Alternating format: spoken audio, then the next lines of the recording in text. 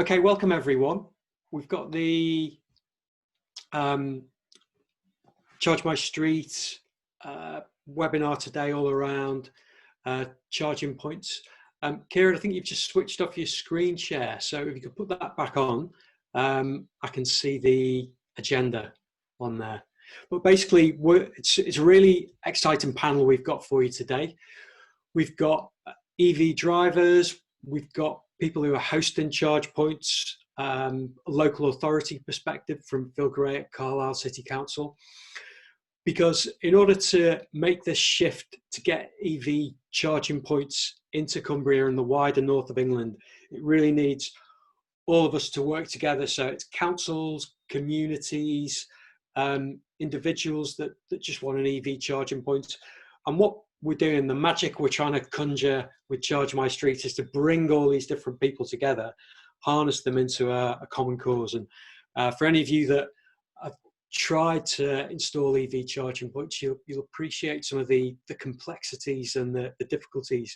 Indeed, any of you that have worked with communities in the past, be they parish councils or different groups, people are often trying to fit their work in around lots of different things. They're pulling in different directions, so it's a real challenge. But you know, it's the challenge of our lives, because we've got this goal to try and reach net zero.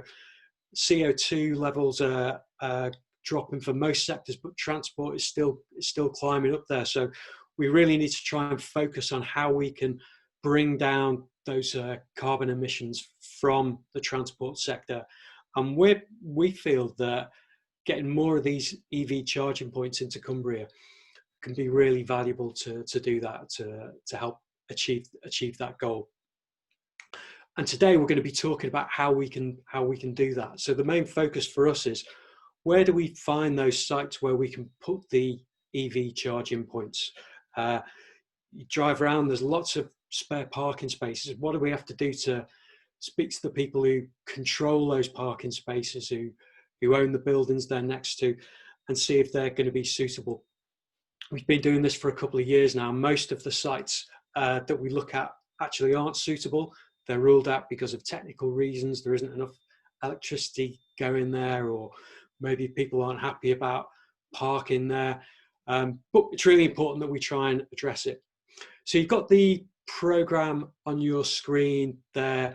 We're going to break to have some questions after Mathew's presentation. So first of all, Bella's going to talk about her experiences of being an EV driver and using the Charge My Street infrastructure. And then we've got Mathew who's going to talk about what it is to drive an EV, some of the issues around cost, practicalities of owning an EV. Then AD from Charge My Street is going to explain a bit about what we're looking for with hosting sites, what are the issues involved with that, how you can get involved. Heather is going to give her experience of actually hosting a charge point site at Walney Island, recent one that went in only a couple of weeks ago. And then Phil's going to give the Carlisle City Council perspective.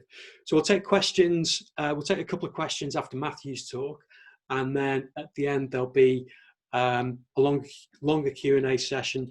We'll have all the panelists for about 15 minutes, but we appreciate that a lot of you are busy, you've got to get off, make tea and things like that. So the webinar will be open until 5:45, but we won't have all the panelists for that period. Okay, Kieran, so if you can hand over the control of the screen to me. Yeah, just to add, put any questions you have that you want either after the Mathew section or at the end, put it in the Q&A box rather than the general chat box, because it allows us to structure how that bit will work. Yeah, Sorry. well reminded, AD. Yeah, we are going to be running a couple of polls as well during the course of the webinar, so you'll see those popping up as we go through, just so we can get a feel of what people are, where people are at, what your interest is in this. So let me just stop that share screen. Okay, so can you see my slides now? Certainly can. All looking good, Dan. Yeah, brilliant. Okay.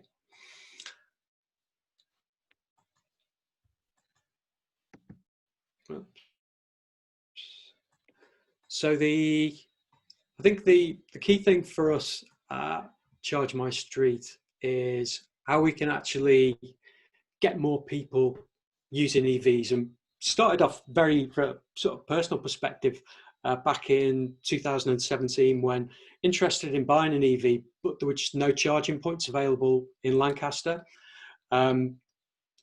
It felt strange that there was so much talk about people making that switch to EVs, climate emergency, but there wasn't the points there. I went and spoke to the local council, Lancashire County Council, Lancaster County Council, both quite supportive, but they had plans that were at different stages, and there was nothing immediate that was going to happen. And my background's in community broadband, where we went out and laid cables, we put up wireless connections in villages in Cumbria. So I thought, well, let's try and do the same thing here with charging points. So let's find community buildings, pubs, and just go and install the charge points and not wait for the council to do it. You know, all this stuff is possible. There's no law that stops you going out and buying an EV charging point and connecting it. So why should we be held back by the fact that the council wasn't able to do it?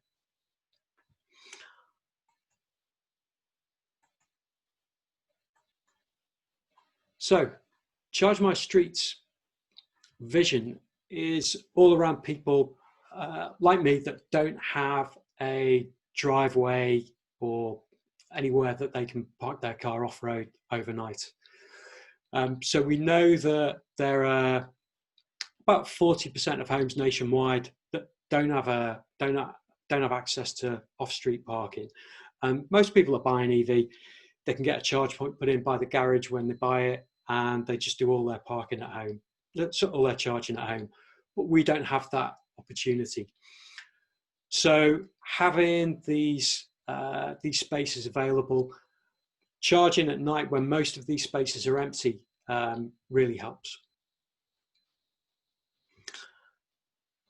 We set up Charge My Street really as a way to sort of formalise this process. So it's not just individuals doing it. There's actually a mechanism, an organisation. And we start off over here with giving people the tools to put the charge points where they're needed. So that's all about carrying out the surveys, identifying who wants to put some money in through community shares. And then we install and manage the charge points. And finally, we run them. So we pay for the electricity, we put a small premium on top of that, and then that pays for all of the costs of running the charge point. So I suppose what makes us different compared to some of the other charge points out there? Well, for a start, we're democratically owned and run. We're the only EV charge point community benefit society in the country.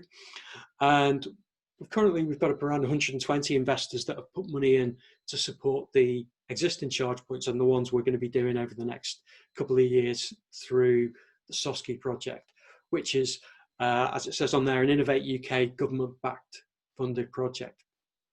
So this is really important if you think about what sort of vision we want to have for the cleaner Britain that we want to see after COVID.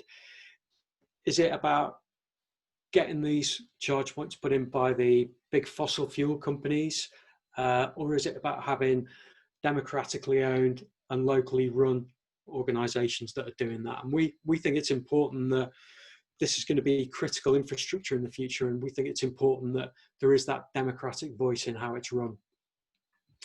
But we also do the hard stuff as well. So consumer experience is really important to us.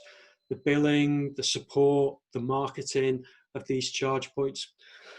And during the course of the last couple of years, the initial charge points we've put in, we've learnt a huge amount, and quite specifically on working with these community organisations, with local authorities, with private businesses as well.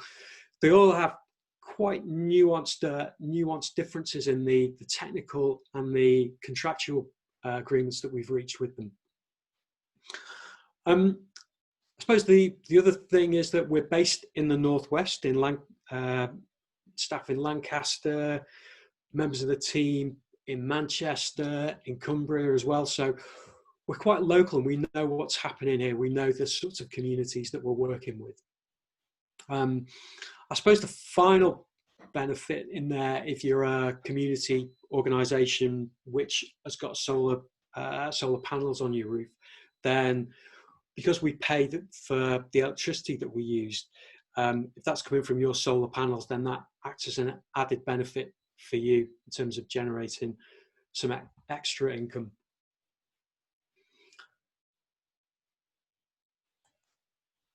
So finally, I think the key thing for us, it's about location, location, location. It's supporting people who want to make the shift to having an EV.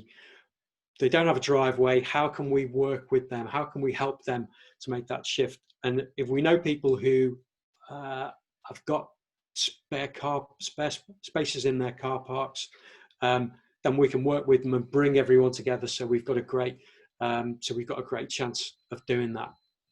And while you may control a parking space, or you may be part of a community association or parish council which has got some parking spaces there, there's a real benefit to actually flagging that up with us, seeing if we can do something, and it could actually help us on that shift towards a low carbon economy and community. Okay, so I'm going to hand over now to Bella Starling, who's going to give us her perspective on actually driving an EV, understanding exactly what that takes to use the Charge My Street charging points and how that fits in with her daily life. Over to you, Bella. Okay, thanks very much, Dan. And as Dan has said, he's Charge My Street have just invited me to say a few words about my personal experience, really, of Charge My Street and choosing to own an EV. So a little bit about me. I'm a Lancaster resident. I work for the NHS in Manchester, so I commute into Manchester 3 times a week pre-COVID. At the moment, working from home. I used to commute on the train, and my car usage was really in and around Lancaster, and going up to the lakes and visiting friends and family. So I had car usage that was fairly local, but that did also have trips further afield on a regular basis. I used to own a Honda Civic, which was a fine car, but every time I was getting into it, another piece of it seemed to be dropping off. So I was really keen to get a new car, and at the time I was considering a hybrid, because as is relevant to Charge My Street, I live on lived in a terraced house on a main road, but also because I work for the NHS, I was eligible for their car leasing scheme, and they had some really good deals going on electric vehicle car leasing. So I was really tempted by having an electric vehicle for those reasons. And also I have 2 members of my family who are asthmatic, so I was really keen to do something for our air quality. And it just seemed like it was a really good thing to do, but the only thing that was kind of getting in the way was not having somewhere to charge it. So living on a main road, living in a terraced house, also had a back alley, but it's a very narrow back alley, and wouldn't have been practical in terms of getting a car up and down it on a regular basis. So I became aware of Charge My Street and found out a little bit more about it, and it seemed to tick all the boxes. Seemed to offer a really good solution for my specific situation, and wanting to get an EV, and kind of being able to do that. I'd add that it was really important to me that this was a cooperative or a social enterprise, because I'd kind of didn't really wanted to be, you know, supporting a kind of fossil fuel corporate giant. So that was also really important to me. And it was the final decision maker, really, in terms of my decision, our decision as a family to get an electric vehicle, which we've now done. And so I have a very lovely Nissan Leaf through car leasing from the NHS. I regularly charge it at the Charge My Street charging points. The one I tend to use the most is the one that is installed near Lancaster Railway Station at the Lancaster Boys and Girls Club. So I'll regularly drop it off there, either on my commute into Manchester pre-COVID, or I'll drop it off at the Boot and Shoe one and do my shopping at the local supermarket next door. So it's really convenient in terms of fitting into a daily routine. And yeah, and actually the bonus of using the one near the railway station is that I'm almost always guaranteed a parking space when the local railway station car park is or was completely overcrowded. So I guess that's it really, other than to say that Charge My Street has really helped, you know, kind of in our decision to get an electric vehicle. And also it's just really nice to drive. I really enjoy driving an electric vehicle, especially acceleration when you're coming off the traffic lights. But I'll leave it there and happy to answer any questions that you might have. Okay, thanks very much, Bella. We'll hold the questions for now and take Matthew's presentation, and then we'll come back and we'll respond to the stuff then. Okay, over to you, Matthew. Thanks very much. Well, no problems at all. Well, I'll just get my screen up and running.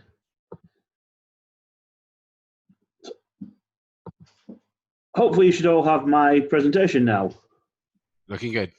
Excellent. So my name is Mathew Kiziuk. I work for Group Renault and I'm the Regional EV Development Manager for the North of England. Basically, if it's anything to do with an EV, north of Birmingham, it falls on my head. So hence why I've been asked to come along today and help out. Now, when we get moving, here we go. Brilliant. I was told that I've got 15 minutes to talk to you about EVs. The problem is I can talk for hours, particularly on this subject. So what I wanted to do was make this a bit easier for everyone, and I'm going to split this down into two main categories. That is the environment and money, because one of those is usually a key driver for most people when it comes to EVs. So starting out with the environment, I just want to throw some myths out there and get them done and dusted really quickly. If anyone wants to dispute these myths or talk about these myths, please feel free after the main webinar has finished. But all I'll say to you at this point is greater minds than mine can tell us that renewable electricity is more and more so in use nowadays. In fact, I think we've just about managed 2 months without using any fossil fuels at all until someone decided to throw the switch on and burn a bit of coal. No matter what way you look at it, overall, and including all the construction of the vehicle, construction of the battery, and then your day-to-day running and CO2 emissions, electric vehicles are cleaner than petrol or diesel vehicles. Batteries are lasting a heck of a lot longer than people originally thought. From our point of view as a manufacturer, we're actually at a 99.6% rate on batteries now at 10 years. So we've only replaced 0.4 of our overall batteries that we've supplied in 10 years. And finally, someone with a really great mind has worked out that electricity and battery power is near enough 4 times more efficient than hydrogen. So if we were all to go to hydrogen power, we'd actually need 4 times as much electricity in the future. So as I say, if anyone wants to argue or discuss those, please feel free to with me at the end, but that's where I'm coming from on this.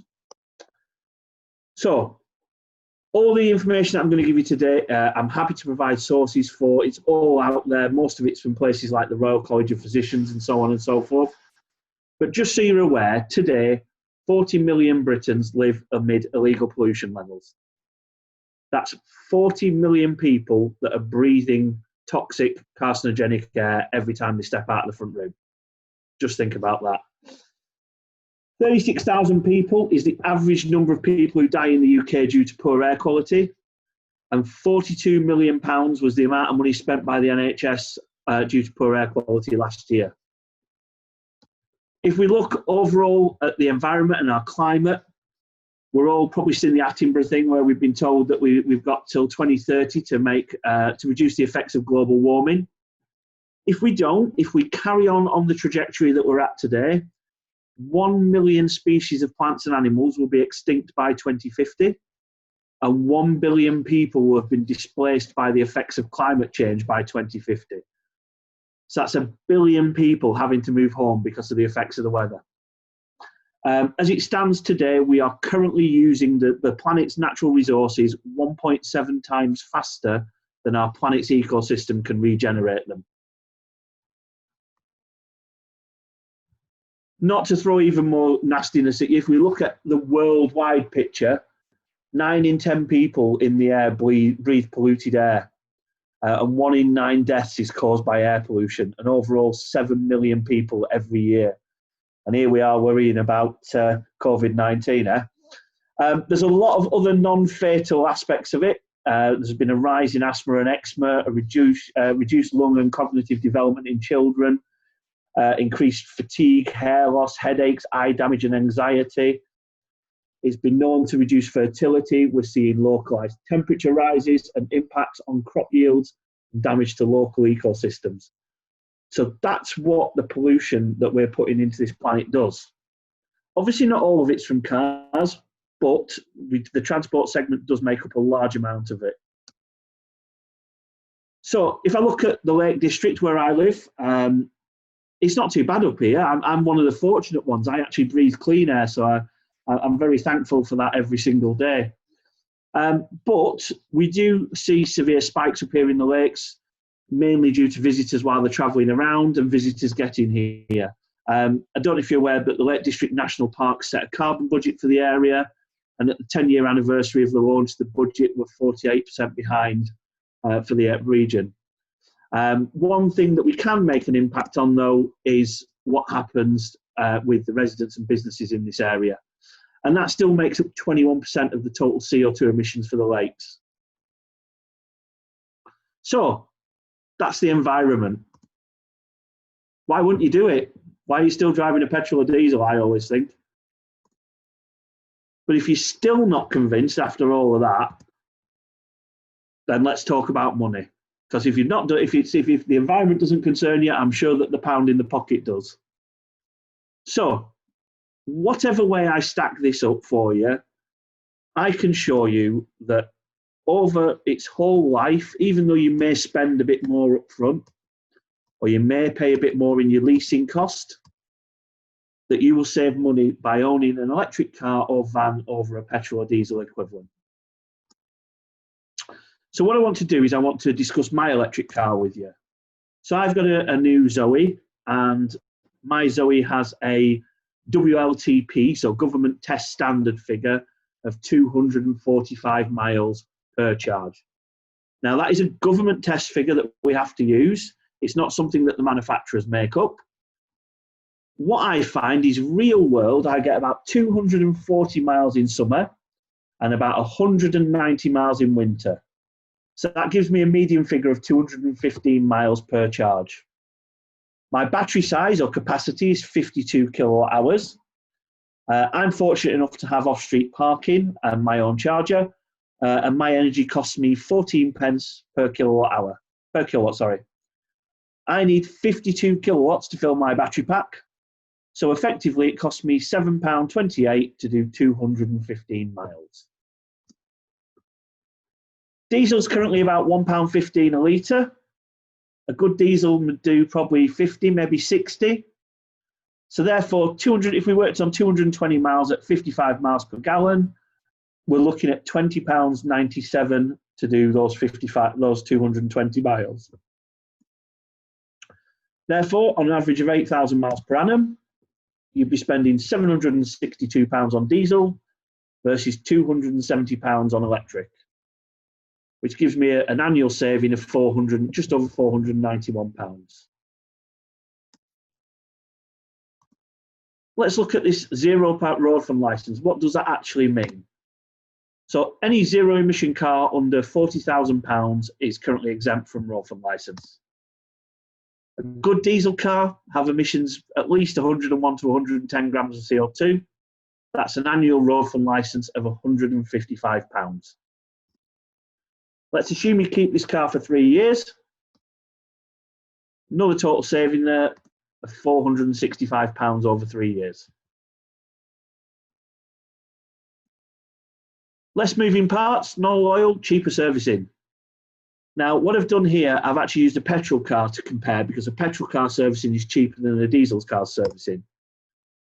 So I've looked at a 3 years, 8,000 miles per annum on a Clio and a Zoe. So again, not big miles. Total service cost there, £660 on the Clio versus £571 on the Zoe. Another £90 saving over 3 years. So if we tot all that up, 3 years fuel savings, £1,475. 3 years road fund licence savings, £465. 3 years EV servicing savings, £89. Total saving, just over £2,000. The question I usually ask now, please raise your hands if you'd not like to be £2,000 better off over the next 3 years. Now, there is also one other thing to take into consideration at this point, and that is if the vehicle is a company car. So, an average 20% taxpayer with a Renault Clio diesel would be paying £3,540 benefit in kind over the next 3 years for having the use of that vehicle as a company car. So that's £3,500 in tax over the next 3 years. If that driver switched to a Zoe, he would pay £153.97 benefit in kind over the next 3 years, effectively giving him or herself a £1,128 per year pay rise. So if we add that to the total saved by running the car, the total saved by a 20% tax-paying company car driver over 3 years, 8,000 miles per annum, is nearly £5,500. Now, by anybody's standards, that's a lot of money. So hopefully, that gives you a little bit of information around EVs and around the savings and obviously the environmental benefits of them. I hope that changes some people's minds about them. Thank you for listening. As I say, we are going to open up for questions shortly, and if anyone does want to question anything in the facts side of things, more than happy to do that later on after the actual presentations are finished. Thanks now. Hi, Mathew, just as a little sort of little break between big presentations, there's a few questions in the Q&A, which we will get to the Q&A at the end of everyone's presentations, but just as a few sort of quick answering ones, if you wouldn't mind, just to pick your brains for a very short 30 seconds. Would that be okay? Yeah, of course it is. Mr. Paul Titley has asked if 240 miles on a single charge was what you said in your presentation. How many miles are lost by parking overnight but not connected to a charging port? Very, very few, to be brutally honest, Paul. To give you an idea, I left my car for 3 weeks with an 80% charge in it. It's always advised, if you're not going to use the vehicle, you never leave it fully charged. I left the car at 80% charge and went on holiday. We were on holiday for 2 weeks. I didn't use it for a week after I got back. I jumped in the car and it was at 76% charge. So it lost 4%, which was broadly about 5 or 6 miles over 3 weeks. Okay. Sounds good. And Mary Lawler has asked what the price difference would be if you did not have your own off-street parking, i.e. the premium you pay for not having your own charger. That depends upon the networks you're using, the subscriptions you would subscribe to. I know the guys at Charge My Street have a subscription service where you obviously get the energy at a reduced rate. So it really depends as to who you're using, Mary, and who you're plugging into as a network. I mean, to give you an example, the charge points on the motorway, for example, are a lot more expensive than the charge points that you would find in towns and cities. Very much like when you stop on the motorway to buy petrol or diesel, they charge you a premium for that service. When you buy your electricity on the motorway, they charge you a service. So the ecotricity chargers are charging 30 pence per kilowatt hour. So, sorry, per kilowatt. So pretty much double, just over double what I pay at home. Perfect. Right. Okay. Grand. Like I said, a lot of the questions in the Q&A are going to be answered by AD in the next 15 minutes. He says. So we'll let AD go and do that. You want me to do that now, do you? Excellent. All right. I hope you can see that. Right. My name's Adrian Powell. I'm from Charging My Street. I'm the project officer, so working on the Innovate UK project that was mentioned earlier by Daniel. Over the period of time, we've had many surveys of what is the biggest limiting factor to people, in EV uptake. We're now, notwithstanding everything Mathew went for, there are environmental concerns and the cost savings, but most people tend to answer infrastructure. That is a convenient and reliable place to charge. And, much as we know with a petrol or diesel vehicle, you'll be able to find somewhere to refuel. You want the same if you're thinking about converting to EV. However, your EV charging tends to not be where you just stop for a short while at a petrol station, but it wants to be more convenient than that. And the majority of people want to be charging overnight, and overnight close to their home. And we have found that ideally people would like to have a charging capability within 5 minutes walk of their house. Above 5 minutes, people just aren't really engaging with what we want to do. So that's the type of place we're looking for. And now I just hope to take you through the sort of story, if you were to get in contact with us, what we're looking for, how we could work together, and what you could expect of us. So the question really is how we get from you sitting staring at a screen to being where the people are on the screen now.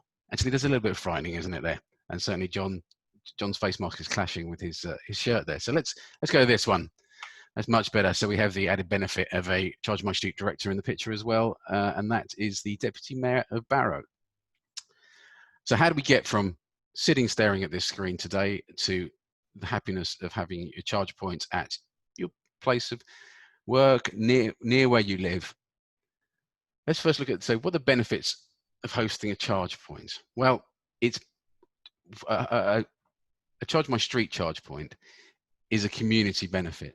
So I think we need to be upfront right from the start there, as we're not installing in the high, footfall is the wrong word, but high usage areas, but more in, when we're urban, we're talking about it, in dense housing, and when we're talking about rural installations, we're talking in places where the big commercial operators, the fossil fuel operators, wouldn't necessarily be interested. So we're providing, and you, by allowing us to install a charge point at your premises, you're providing that community benefit, and at the same time driving all the changes that Mathew just referred to in his presentation. What are the risks of becoming a host and having a charge point on your premises? Well, the obvious risk is it doesn't get used.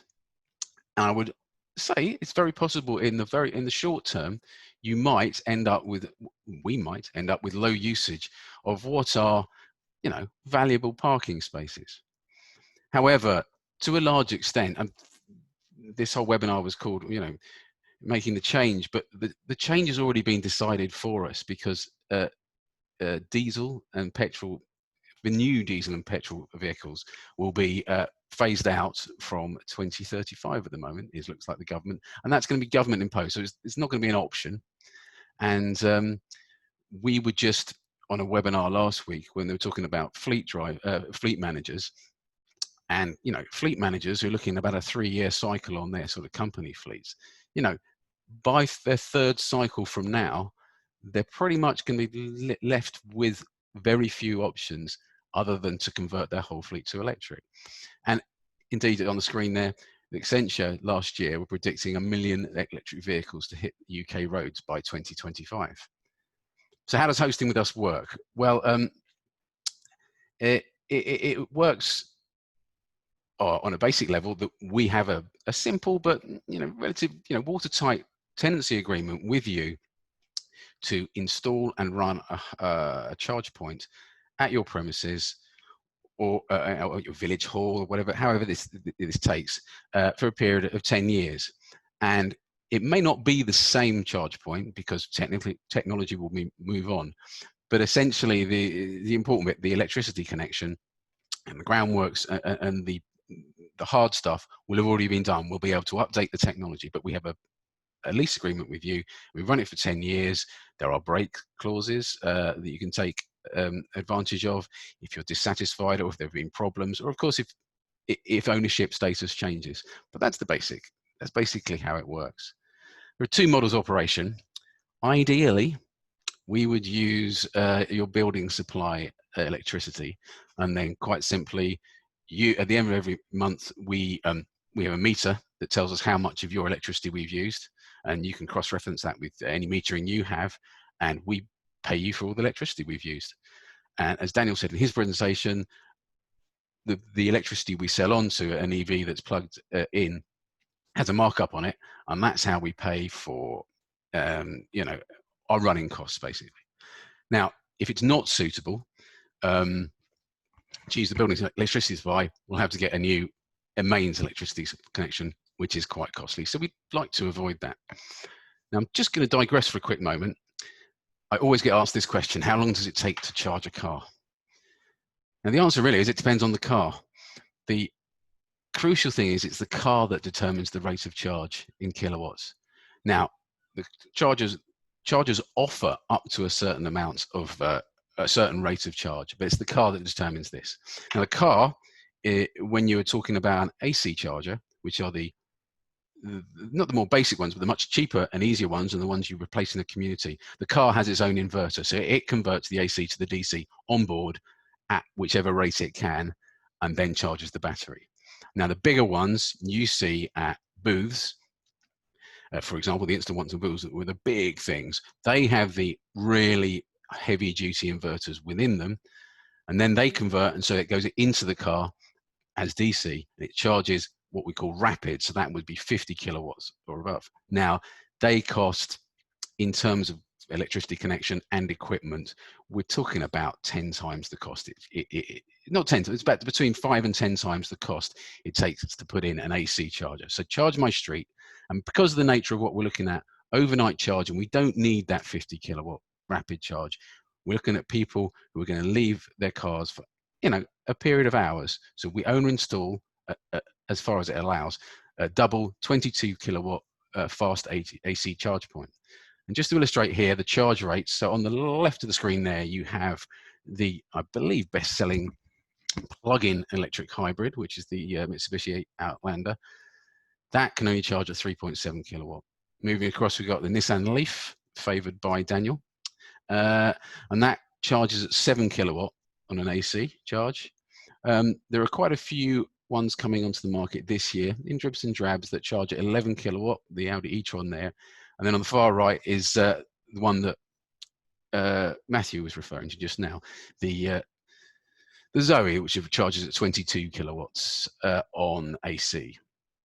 So how do you go about having a charge point at your premises, your village hall, wherever you're thinking? First stop is the Charge My Street website, which I know looks a bit of a mess on here, but there it is at the top. So chargemystreet.co.uk, hit host, and it takes you to the hosting page. Choose where you are, Cumbria, Lancashire. We've also got National and County Durham in there because we do look at national options, and we also partner with County Durham in our project. And then you go through and you suggest your location. Then there are a number of questions which you can see on the right hand side of the screen. Is it near housing that doesn't have off-street parking? We really want parking to be available overnight because that's when most people want to park. Connectivity, whether that be by phone signal or broadband, is very important because, I mean, all the technology requires us to have that connectivity. And anyway, a smart charging, where you can time when the best charge to go into a car is going to happen in the future, then we must have that data connectivity. And at the bottom there, it says, does the site have access to three-phase power? Three-phase power, unfortunately, is not normal on houses in this country, but many sort of larger properties and village halls will have three-phase power, and that is quite important. Now, that will come through to myself or one of the other project officers. We'll do a quick digital desktop survey to see how appropriate the site looks. Hopefully it does, and then we will make a journey out to visit you. We will be accompanied by our partners, Bay Cameron Communications, and their sister company, Bay EV. So their electrical survey engineer will come with us. Now, who are Bay and why do we use them? The very simple answer to that is because they're very good at what they do. And if that wasn't the case, we wouldn't be using them. But they're also local, so they're based on the Bay, so they're based over in Morecambe, and we feel it's very much part of our ethos to keep things local and keep with local suppliers as far as we can. And before I go any further, I should point out that not at any point during this process will anybody be wearing any pointy shoes, and that is for one of our other panelists who might refer to it later. So we've come to your premises, and first thing we really look at is your master circuit board. And what we're looking for is that tick one on the left, which is a three-phase, beautifully installed and recently installed three-phase power supply. Unfortunately, the one on the right, that's a single phase and looks like it's at least 10 years old, and that won't be able to support, really, certainly won't be able to support 222 kilowatt chargers. It's possible we can fiddle with things to get a charge, but basically, if we get across there, then we have to go to Electricity Northwest, and we have a dedicated team there, and we ask them how much it's going to cost, and they come out with a plan that looks much like this, and they'll advise us where the best place in this is a car park in Dalton in Furness. They'll advise where the best place is and come up with a cost. Straight after that, we will always check land registry, because there are some times when people think they definitely own the bit where we want to put the charge point and the associated parking bays, but they don't. Luckily here at West Point House, which is what we're looking at the excerpt for from land registry, it's clear, ownership is clear, makes things much easier for us. Now, if we're using your building supply, when it comes to install, then you'll get a very neat setup like this, which is our own, or Bay's bespoke designed master circuit board with the master switches above, and just on the bottom left, you can actually see the hub, the EO hub. EO are a hardware manufacturer, and that connects. Now, if we can't use your building supply and we're using the electricity from Electricity Northwest, then you'll also need on your site a feeder pillar, and you can see two examples on your screen there. And that houses that equipment, which ideally would be inside. Sometimes you need neither feeder pillar nor charge post when you can host the electrical equipment inside and put the charge points on the wall. This is the Lancaster Boys and Girls Club. As you can see, the bays are marked out there. They're just around the side of the Boys and Girls Club. The two charge point sockets are mounted on the wall, and inside is all the switching gear that we looked at earlier. Sometimes you get a mixture of two where you can host stuff inside, but also this is Broughton Victory Hall in Broughton in Furness, where you can see it's mounted on a charge point outside the building. And it just depends. It's different for every location. Now, Broughton in Furness, Victory Hall, which we're looking at the picture of here, is also featured in one of the case studies, which you can find at that link there, chargemystreet.co.uk/host, and you'll see the links in the panel on the right to case studies. Now, there will be a little bit of digging to be done inevitably when we get there. This is West Point House. You see, it doesn't look too bad, and we try and keep it as tidy as possible. And as you can see, the picture on the right is just several days after all that digging has gone on, and it's already beginning to look like we hadn't been there at all. I mean, apart from the huge charge point. What makes Charge My Street different is that we don't just leave you with the charge point and that's it. We try and engage with the community to demonstrate they have an asset. So with flyering when allowed, we will let people know in advance that we're coming and installing. As the host, you will get an instruction, a flyer there, which will tell you just the little things that may go wrong. Sometimes, you know, for no reason or something to do with the grid, we'll get a little trip out and you can just go and reset the master switches. And then we'll also do flyers, so you can flyer in the locality to let them know that you are now providing electricity for the community. We do get asked often, you know, what sort of timeline are we looking at on it? Well, the very quickest I think we can do it was from an inquiry from you to actually having an operational charge point. You know, taking into account surveys, if we were using on building supply, I think we'd be looking at about 6 weeks. And I think that's what we could have done at West Point House and Warney, 6 weeks without COVID. But that's pretty much one. If I'm honest with you, if we're looking at a connection from Electricity Northwest, and if there are problems with ownership and other local problems, we're probably looking to up to 6 months really in the current project. But if we get through all that, then you get to do this. And this is where the photographer tells you to point very pointedly at this new charge point. Now, on the left here, we have Will of Charge My Street. He's doing some good pointing there, but I think we can see who's the professional pointer in this particular photo. Yes, the Deputy Mayor of Barrow showing everybody just how to point properly at a charge point. And that's the story of how you can get to this point. Now, I'm very aware that was very quick indeed, but there are frequently asked questions which cover things in much more depth at our website. I'll be around for another hour to answer any of the questions, and hopefully I will see you suggesting charge points to come and host through our website. Thank you.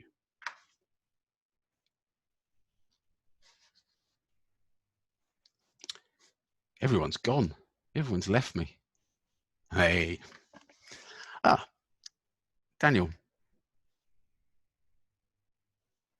You're on mute, Daniel. Thanks very much for that, Adi.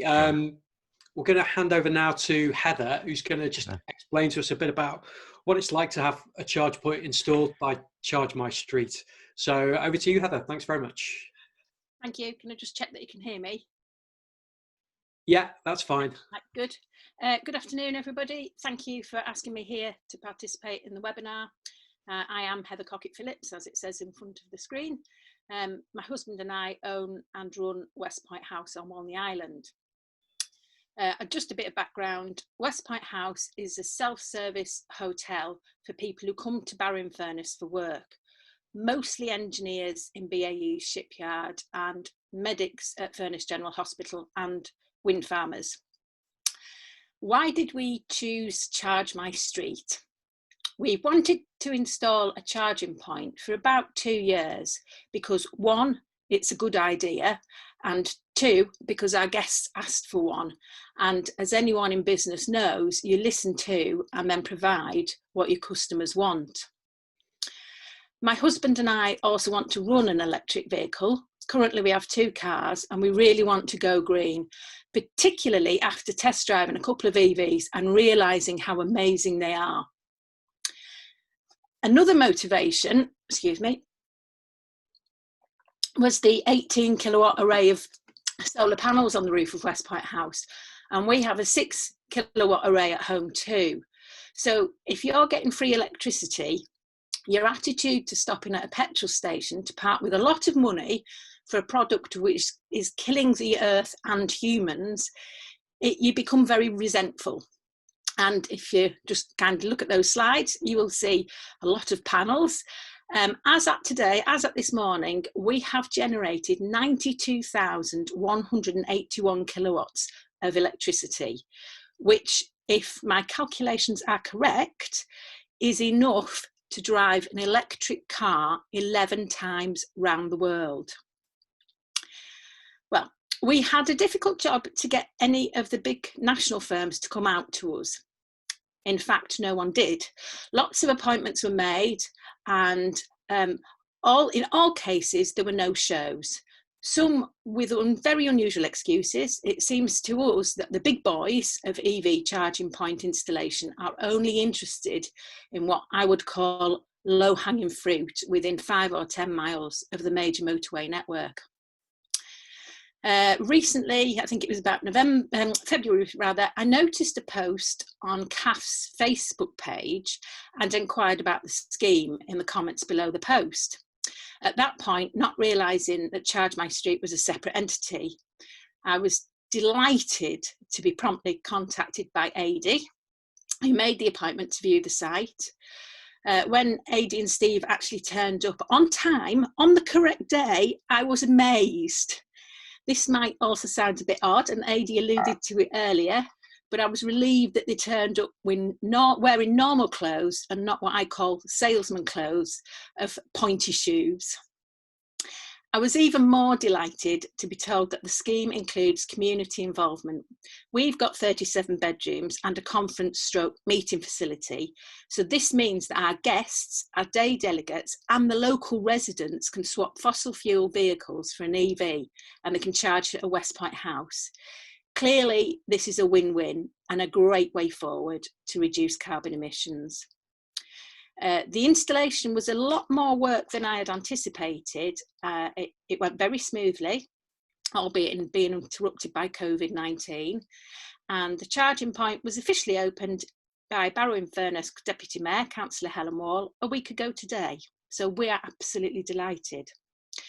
We are looking at battery storage next. In summer, West Point House's roof can generate over 120 kilowatts in one day, which pours into the grid. And as the house is mostly empty during the day, no one is there to use it.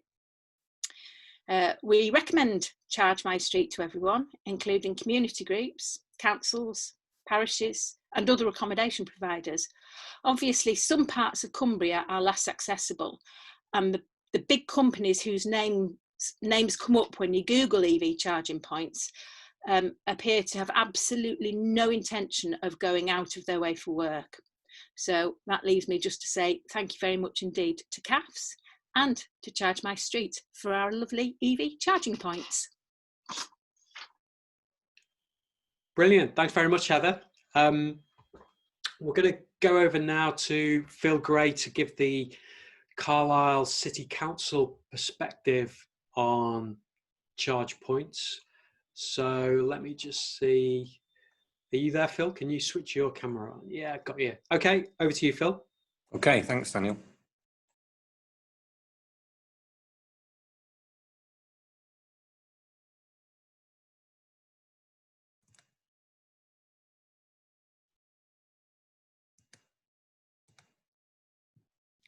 Okay, thanks, Daniel. Yeah, I'm Phil Gray, obviously, from Carlisle City Council. I think most of what I'm going to say has already been said in one way or another. But I think the City Council's interest in Charge My Street comes from several different angles. I think one attractive quality of Charge My Street is this idea that it's filling a gap in the market. In other words, in the typical sort of terrace housing that you find in Carlisle and many other cities, the commercial suppliers are not interested in putting infrastructure in there. And for people living in those houses, they don't have a private drive. So putting a charging point built onto the wall of their house, for example, isn't an option. It would mean the cables, the recharging cables being draped across the street. I know as time goes on that may be replaced by wireless charging, but for the time being, there's all kinds of reasons why that would be difficult. And the other type of housing that exists in Carlisle. Carlisle is a typical city in some ways. It has a population of 108,000, 65,000 of those also live in the urban area, but that leaves a lot of people living in very sparsely populated rural areas. And of course, they're also unattractive to commercial providers because you know, they just wouldn't generate enough income. So the council is interested from that sort of social point of view of providing charging facilities and making it a realistic option for people who live in densely urbanised areas and in remote rural areas, make the option of having an electric vehicle a realistic one. The reasons why the council's interested in electric vehicles are for some of the same things that have already been said. There are, I think, 3 air quality action zones in Carlisle. In other words, areas close to main arterial roads where the air quality regularly drops below World Health Organization standards. So that's one thing. The City Council is aware of the global, global warming, for example, partly generated by carbon dioxide produced by vehicles. So for those kinds of reasons also, the City Council is keen to see the uptake of electric vehicles as a way of addressing some of these huge international problems. In the urban areas, here's typical terrace housing. Everybody knows what terrace housing looks like. There are opportunities, you can see there, that in some of our streets, they do have small parking spaces already there, already identified. So there must be an opportunity in some of those streets to introduce electric vehicle charging infrastructure. Another attractive of the Charge My Street sort of model is the fact that it does have this community investment. The share offer encourages local people, or people from anywhere with an interest in this in this as a way forward to actually put their money where their mouth is, so to speak. So the City Council is also interested in that as a community, fully integrated community activity. And I think, you know, if I'm perfectly honest, another reason why the council was interested in Charge My Street model was because in this particular case, a lot of funding, the funding for the infrastructure is coming from central government through Innovate UK, which is a kind of branch of the old Department of Trade and Industry, I guess, where they're looking to invest government money in projects and schemes that will test out some of these ideas to see whether community buy-in is a realistic proposition, whether these things can be done at the community level. And I think that's also obviously attractive to the City Council, the idea that the costs, the actual cash costs for doing the work is coming from central government, and the council's investment is in terms of officer time and another sort of, what's the word, invisible costs like that. So for all those reasons, to encourage the take-up of electric vehicles, to overcome some of the barriers for private individuals to have a charging point, to equalise the opportunities, to spread the benefits over urban and rural areas, and to address this market failure. I guess that summarises the reasons that the council is interested. So thank you for the opportunity to do the presentation, and like other panellists, I'll wait around and be happy to answer any questions that you might have. Thank you. Thanks very much, Phil. Brilliant. Really good to hear your perspectives on what Charge My Street is doing. So that's the end of the formal presentations, if you like. I appreciate some people might have to dash off now. If you are going to go, don't forget to go on and suggest sites at www.chargemystreet.co.uk. You know, just log them on there if there's sites that you think will be great for a charge point. We've got 100 sites to install over the next 12 months. It's a really important piece of the jigsaw, so to actually have those sites to look at and work with. So really keen to work with you on that. Now, Kieran is going to read out some questions to the panel. We've got 15 minutes for that, but then we will be staying on the line. If you need to go off and make your tea or go and pick kids up or whatever, then feel free. But if you can stay with us for the next 15 minutes, that would be ideal. Okay, Kieran, over to you. Yes, so I'll just pass these on to you, Daniel, and you start off and throw them to the people you think would be great to answer them. It's been a really good session in the chat and in the Q&A thing. There's been some that have been answered through text and stuff, so they've been answered. The first one we have here is from Sarah Lewis Briggs, who says that I work for English Heritage and we have a few car parks and have been considered EV points. Is Charge My Street a nationwide initiative? We'd like to be a nationwide initiative in the long run. At the moment, we're focusing our efforts very much on Cumbria and the Northwest. But this is like a national problem. How we get charge points into places that the big boys just aren't interested in. So happy to have a chat with you about what we could do with English Heritage to see how we could actually do stuff outside the the area. I think we've got a great solution. We get interest from people right the way in the north of Scotland down to the southern part of Cornwall. So it's our intention that we can try and support people around the country to make that happen. Okay, and we have a clarification question from Chris Horth asking to clarify whether Bella worked with Charge My Street to site a charge point at sites away from her home. So no, I didn't work with Charge My Street to site a charge point. When I became aware of Charge My Street, it was just starting off, so there weren't actually any charge points installed at the time, but obviously there was the promise of them, and then they delivered. So that was the way that it worked. So I wasn't involved in citing it, but I was involved in the run up, and the discussions, and then using them once they had been cited.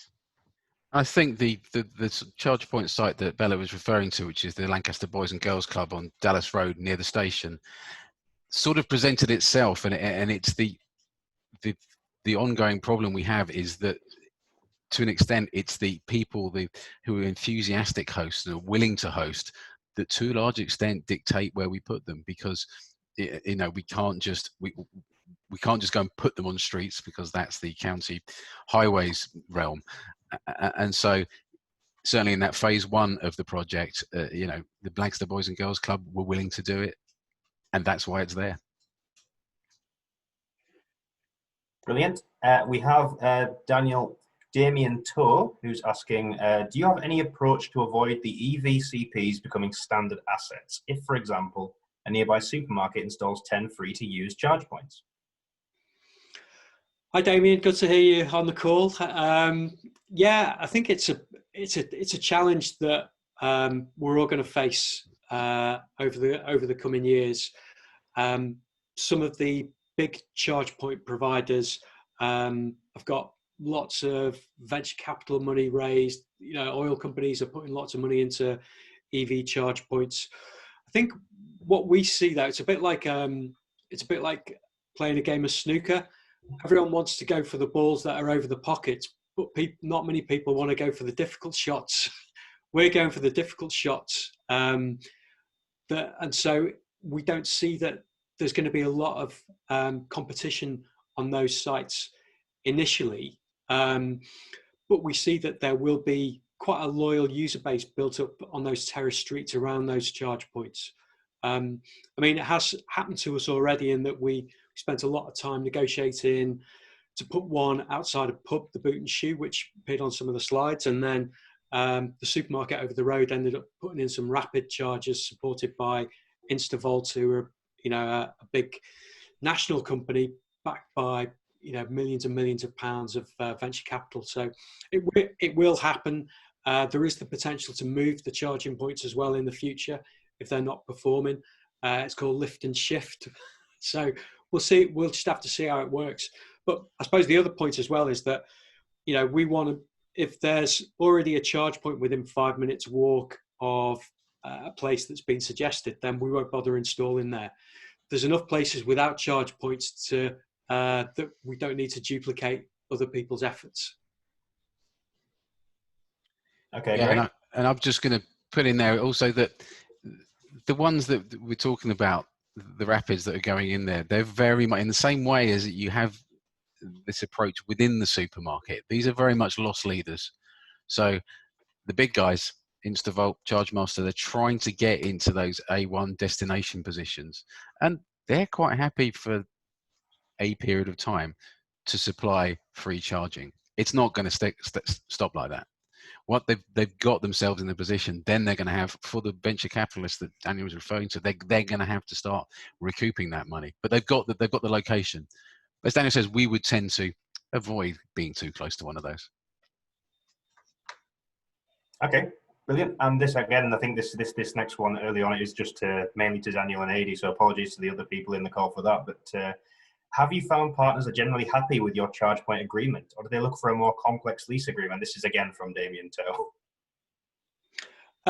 Yeah, I think, in general, some people come back, they ask for suggestions to be made, changes, but we can normally work through that. It's not particularly difficult. Okay. And I think you maybe covered this at some point in your presentation, Adi, but what voltage are the chargers that are offered by ChargePoint? Yeah, so the ones for Matt and Mary there. So yeah, we're just it's a Type 2 connector on our charge points, and it's up to 22 kilowatts. But as I said, that depends on what the car is. So up to 22 kilowatts is available, depending on conditions as well. Because there is some auto load management that has to go in depending on where we're taking our electricity from, but up to 22 kilowatt. But as we said, most vehicles are going to charge at 7 off a 3-phase AC supply. Some are 11, but that's what you'll be getting. Okay, there's a question here from Paul Cartmel, just for Matthew, just checking where the Hi, Paul. on 40 million Brits living in areas with illegal AQ. Yeah, that was actually from the Royal College of Physicians, that piece of information. So it's out there on the internet. You can research it. It comes up. Perfect. Okay. We have quite a lot of questions from Edwin Faulkner. All about about blocking charge points, developing the tourist industry from visitors to arrive in the lakes. Do you intend to go into the faster charging to allow minutes for charge and not hours? Very informed, Edwin Faulkner. I can probably go that. So for the moment, we're not the destination chargers. We're not looking at rapid stuff because it's not who we're aiming at. We're aiming at people who are going to significant dwell time when they're asleep. But then I can also, so saying that, I can also see his question about the tourist industry. So that is definitely something that we've talked with the National Park Authority about, is that they want to, not only just reduce traffic, but if they can't reduce traffic, they want to encourage EV drivers to come into the national park and reduce the pollution impacts. And so, yes, we are working with the tourist industry, but we still insist that, if it's a hotel or somewhere in hospitality, that it has to also be available for residents. And the hospitality tourist industry tend to have overnight parking because they have people staying there. So that works for us as well. But they also must it can't be just for their business. And so a very good example is our new site, which is going live tomorrow morning, which is at Langdale Leisure in Chapel Style. And they were very happy when they approached us. They were happy to say it because they're very involved with the local community in Chapel Style. And it was not only something for their timeshare holders and people visiting their site, but the local residents of Chapel Style will be encouraged to come and use the charge point and make the transition to EV. Okay, I'm going to try and involve some of the other panelists as well. We've got a question here from Phil. Yeah, well, not that we weren't all we could listen to you out for hours, Adi. But a question for Phil Gray: do your transport team support Charge My Street's approach? Do they have to pay to get a specific EV charging bay painted on the street to make a specific site for cars to park? That's from Louise Evans. Yeah, hi. I was just typing an answer to Louise there on. Funnily enough, but so I'll answer it for everybody. In Carlisle, the slight complication is that we have two tiers of local council. We have the city council and the county council, and most of the highway responsibilities are with the county council, who are getting involved in the project, I'm pleased to say.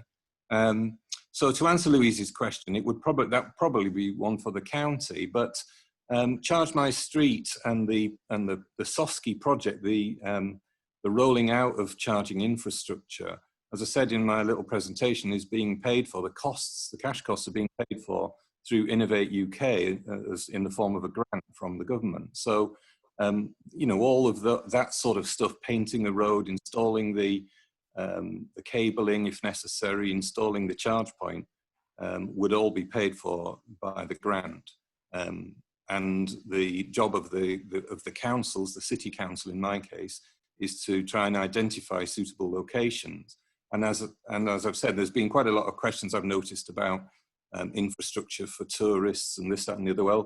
Well, really, what we're about is creating infrastructure for the people who live in those densely populated terraced streets or in the remote rural area.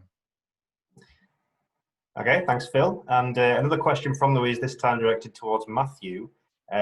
Louise says, we'll be doing a community engagement on EV charging in our villages. How do we get you to come down with a car that people can look at, or get you to provide us with a Zoe for an EV car club at a super low cost? In brackets, this is a cheeky question. You can certainly give me a shout, Louise. I'll send you my email details over, and I'll happily bring a Zoe down for you with pleasure. I think just on that, we do have a follow-up webinar with one of our partners on the Sosky project looking at rural car clubs, and that's coming up at the end of the month. Yep. Okay. What date's that, Kieran? Yeah, and there's a question here which I think it's sort of I think Heather will be able to answer this quite well as the Charge My Street team. But it's, will Charge My Street install equipment in the grounds of commercial premises like hotels and guest houses specifically? But would they have to be open to public use? Yes, they would.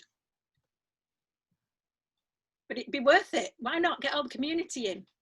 Get everyone there. Get everyone to have an EV. It's the way forward. Simple, short answer. There we go. And similarly, we have Angela Wakefield, who says that she lives on Stranger Street in Keswick, close to the town centre. The street has free parking, but has the potential to host a charge point. Should she get in touch with Keswick Town Council and suggest it to them? Is it? Yeah. It looks like it's on street. Yeah, if it's on the street, it's quite difficult because that involves Cumbria County Council's highways department, and they, you know, like a lot of councils, they've been quite badly hit by austerity over the past 10 years, and they don't have a lot of spare capacity to look at EV charging points on streets. So there's, I mean, the town council can get in touch with them and raise it as an issue. I think they have actually, the county council has recently appointed a manager to look at EV charging. But I've found that it's quite difficult to actually make headway that route. Trying to put stuff on the roads, it's a lot easier to find a sympathetic business or community centre that can help to facilitate it. It's because you do it in a fraction of the time that way. Okay. I'll just direct another one towards Phil, which I know that he said he would be happy to answer, about a potential EV day for Carlisle City Council. From Pippa. Yeah. I'm in the middle of typing answers. I can't hear you, Phil. Okay. No, you're okay. Oh, okay. I'm not just me. Oh, I'm unmuted. Okay. Yeah, I think that was a good point by Pippa. I think the City Council, I guess, is in the business of encouraging the infrastructure. And I think if it came to hosting a sort of a demonstration of electric vehicles somewhere on the council, on council land, that would be fine. And maybe even we do have sort of promotions of various kinds in the city centre. So that may be a good thing for local car dealerships to talk to our city centre manager about getting one or two electric vehicles in the city centre that people can have a close look at and ask questions. But, you know, I think the infrastructure part of it is more as the city council's role. selling cars we leave to the car dealers, like Mathew.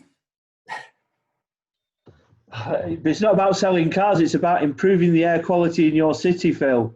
Sure, yeah. I'm not arguing with any of that. I'm all for it. But in the end, what we want to do is to persuade people to buy electric cars. I guess that's what both of us want, that, don't we? Yeah. Daniel, something that Angela has asked.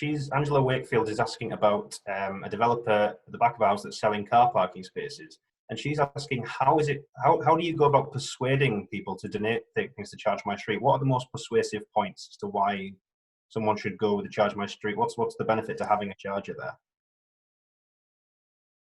So if we look at where we are now, there's not many EVs driving around, but there is a lot of incentives. There's support to put charge points in from government.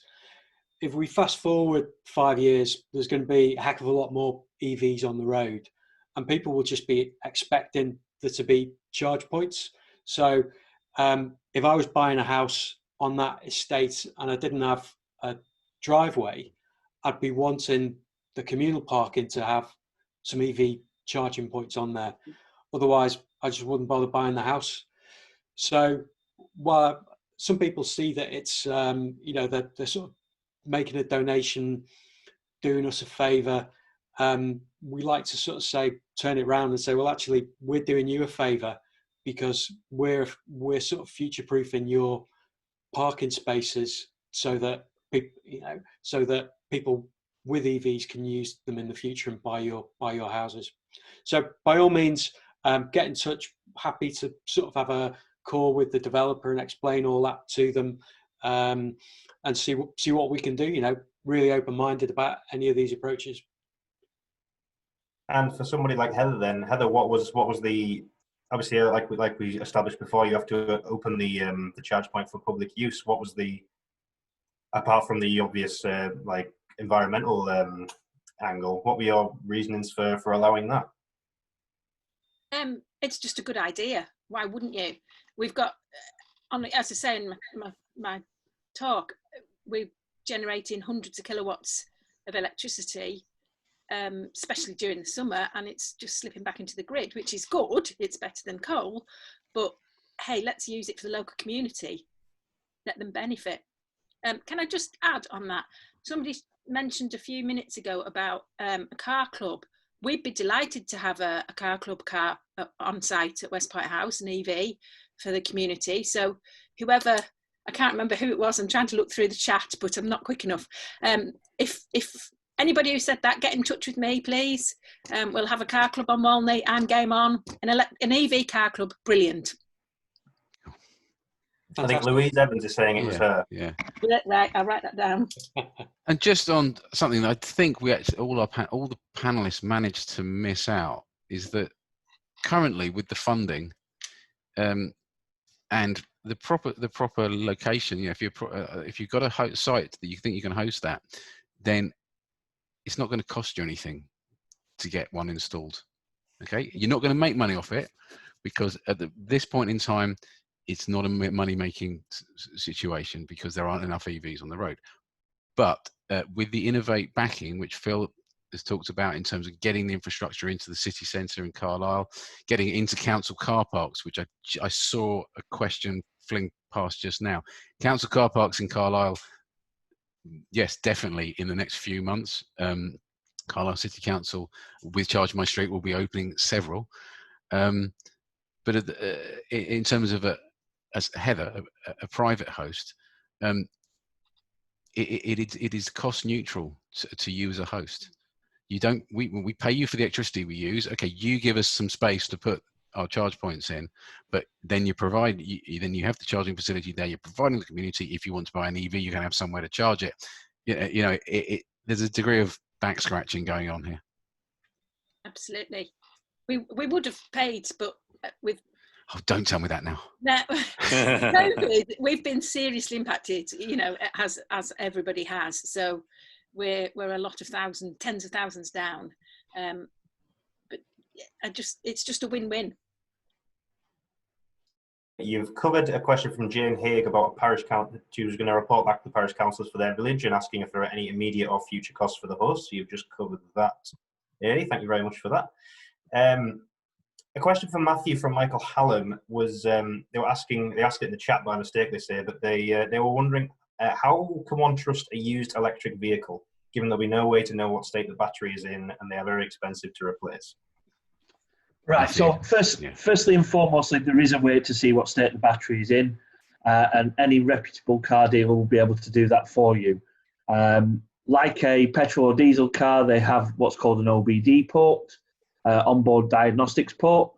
With the electric vehicles, you can plug in and it will tell you what state the battery is.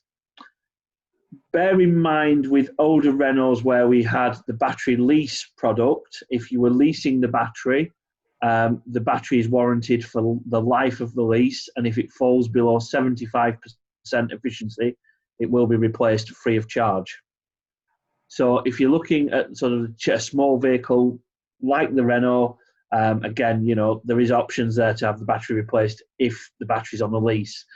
If you own the battery, again, it's not like one big battery, so the battery can actually be replaced in segments. The batteries consist of a load of different pouches, and each pouch is classed as a cell, and the cells can be individually replaced. So it's not a case of you have to replace the entire battery pack.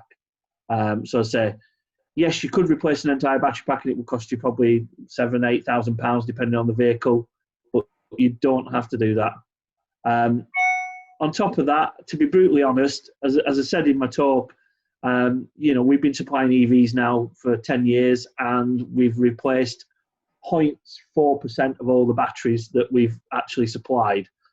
So that's millions of batteries out there that you know, that are still running absolutely fine, no problems whatsoever.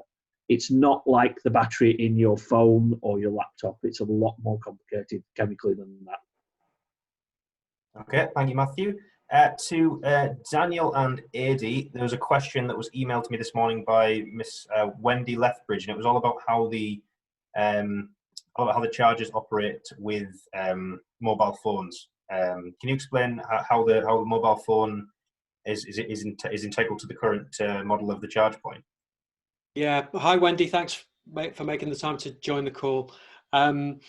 So the current system that we have uses an app on a smartphone, and while we recognise that some people don't have smartphones, we felt that at this startup phase, most of the people who will be using the charge points, I suppose the early adopters of EVs, will be quite technically savvy and able to, you know, have a smartphone and be able to use an app.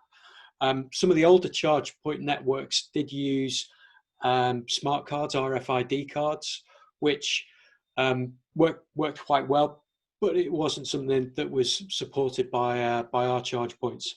The good news is that our charge point manufacturer does now support those RFID cards, and they're developing a new model which we're hoping to start installing before the end of the SOSCI project, so later this year or early next year, which will also include a card reader, so you can just tap and go like you would do with your normal credit card.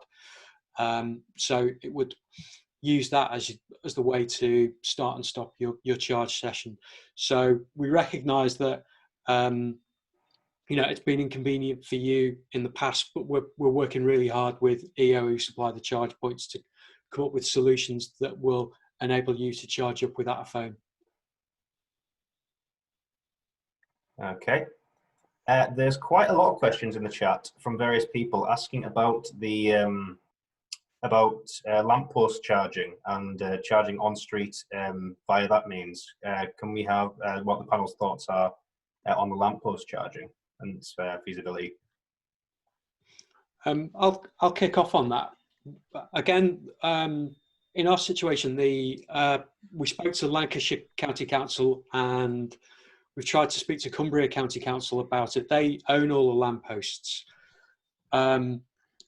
It's, you know, we've spoken to some of the companies that make the chargers as well for those lampposts, and we just get stuck in this business of trying to deal with councils again, which is cover your ears, Phil.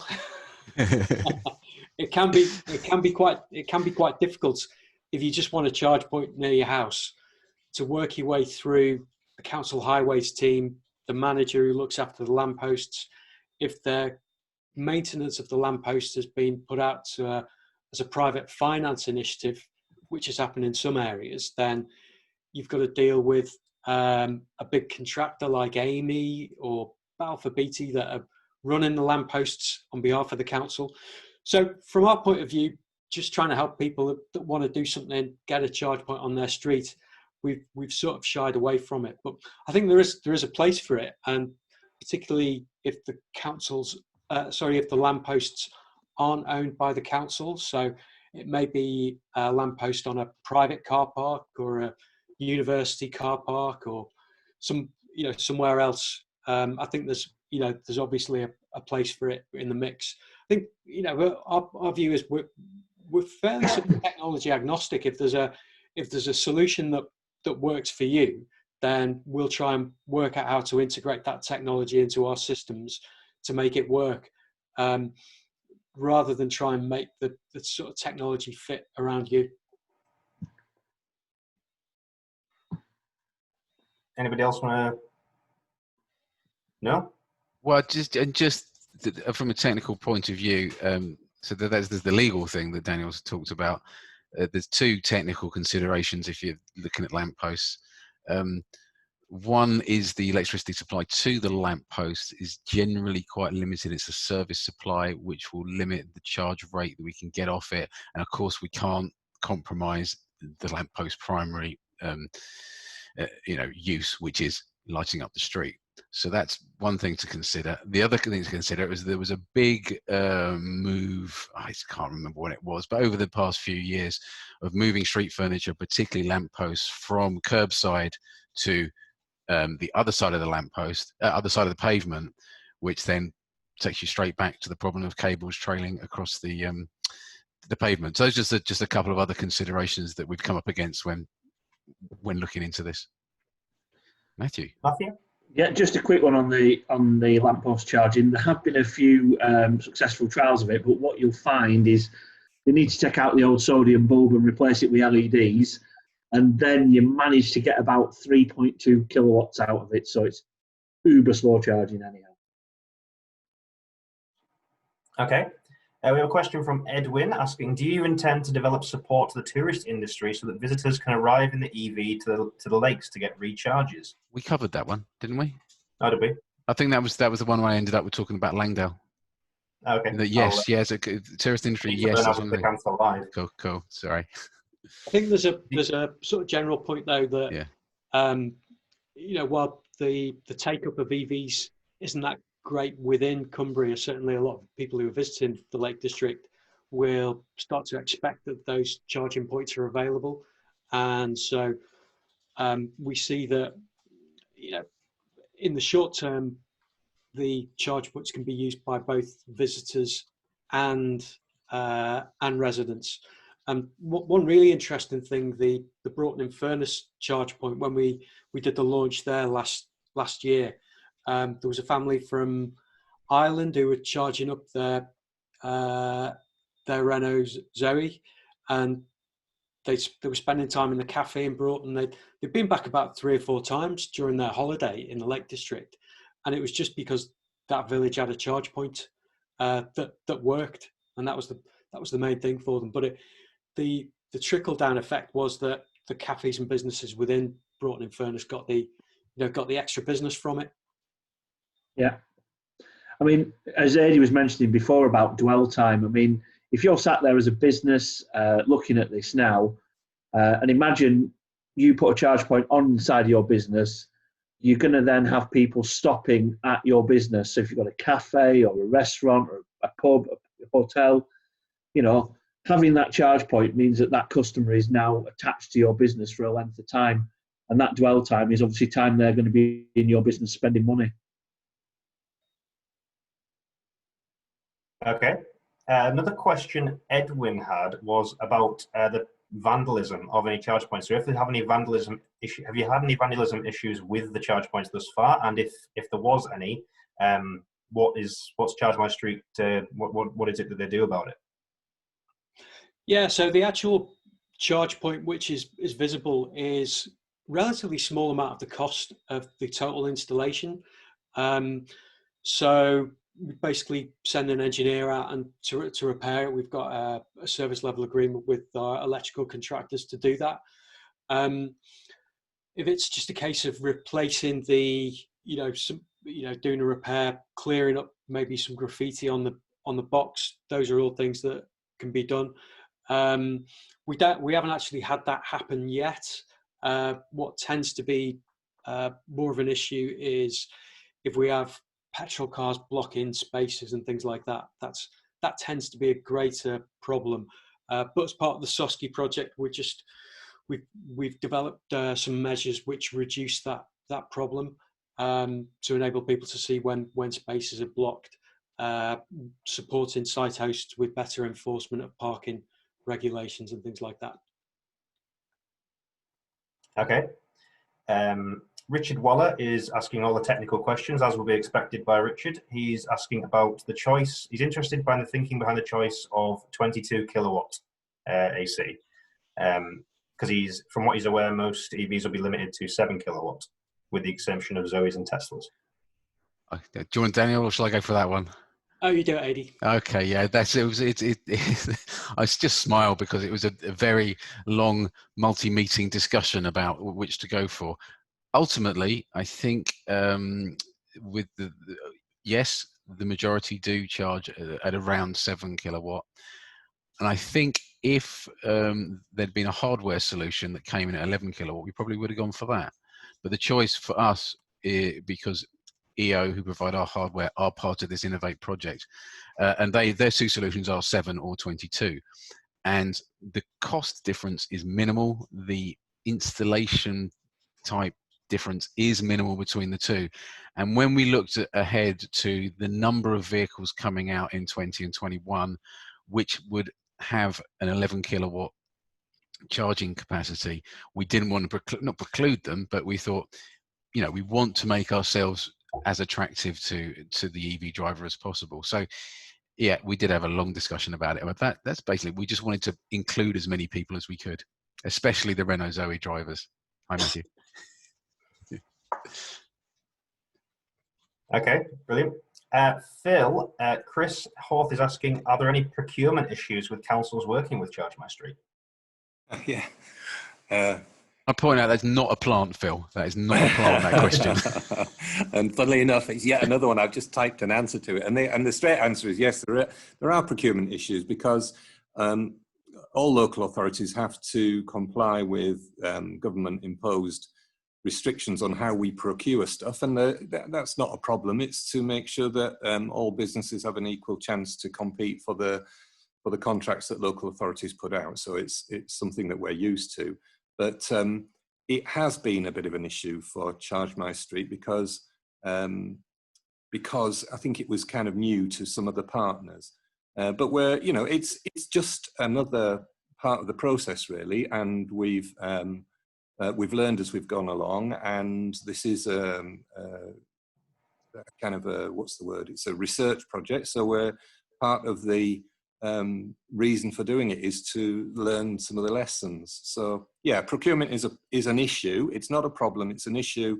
It's just something we've got to do in order to make sure there's fair competition in providing things like the groundworks for digging the trenches and installing the concrete pads and things that you saw on some of the pictures from earlier on, and supplying the electrical equipment, all of that kind of stuff. So there is a procurement process that we have to go through, yeah. Okay. Hugo, I'm sorry to Hugo, who asked his question over an hour ago, but hopefully still in the 57 people left. He asks, how long is the EV RFL likely to remain at £0? As everyone moves to EV, there will no doubt be an RFL charge. How long's a piece of string? Unfortunately, I don't work for the government. I couldn't tell you when they're planning to increase the road fund licence. Yes, it will come at some point. I honestly couldn't tell you. I wouldn't like to guess. I think by the time we get to a point where we can only have electric powered vehicles, then there will be a road fund licence. So make hay while the sun shines and save some money now, Hugo. Okay, and we have a couple of questions just about a couple of people asking just the sort of nature of the areas where you would install. For example, would you install on council car parks? Would you install at school car parks? What are the limitations on where someone can have a Charge My Street charge point? AD, do you want to do that one, or should I dive in? Well, we can either. We've answered the council car parks because Phil is in the very process of doing that now, and so certainly Carlisle City Council, and then the car parks owned by South Lakeland District Council, who are another partner in this Innovate project. We will the ones that their car parks. I mean, Carlisle is perfect because they've got some car parks right tight in, in dense housing, and so it ticks all our boxes. In the same way, we're also talking, village halls are great because they tend to be in the communities. Church halls, and the churches themselves are good. I don't know who asked the question about school car parks, and I can see, but we tend to shy away from that purely for safety, and school car parks tend to have gates on them at night for the obvious reasons, and I'm uneasy. I'm uneasy about school car parks for many reasons. Daniel, you got? Yeah, I think generally we're really open-minded. Quite early on though, we a contract in front of the site host that needs to be signed, and if it's something like a school car park, that then goes off to the education authority. That then gets passed round until it ends up on the desk of the estates team within a council or a solicitor, and at that point they generally start to get cold feet, or they can't look at it. So what tends to work best is where you have the people who are owning the site have got the ability to sign off on something relatively quickly.